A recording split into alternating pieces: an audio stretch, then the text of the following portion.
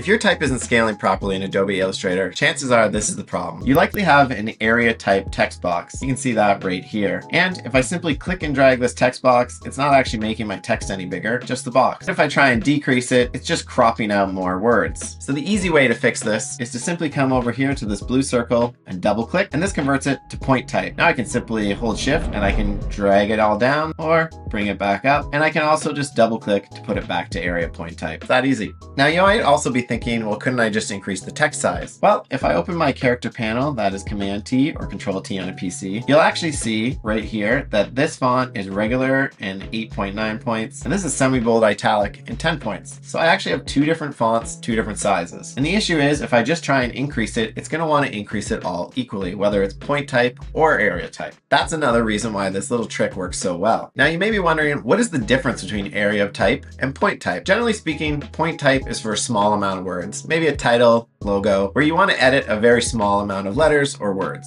An area type is really useful if you have a lot of text, because then you can control it and confine it into a box really cleanly. So right now I have this set back to point type. Now if I were to keep typing, as you can see, the text just keeps going, even off of my artboard. See, it just keeps going all the way out here. So with point type, you actually have to manually create each line. So I would have to hit Shift Enter to bring the line down, and you're manually editing everything, which can be really time consuming if you have a lot of type. So if I actually turn that to area point, another way to do that is to go to Type, convert to area type right here. Now when I drag this box in, you can see it's going to crop out that text, and it will appear if I drag down here. You'll know you're missing text if you see a little plus icon here and a red box with a white fill. That's when you know you're missing type, it's been cut off, and so you can click and drag to reveal it. And then you can change your layout accordingly. Also in area type, you can do things like add columns and rows. You have a lot more control of how your type is edited. There's also an even more pro method where you're using character styles and paragraph styles, but I'll go over those in another video. If you found this useful, comment below, subscribe, and we'll see you in the next one.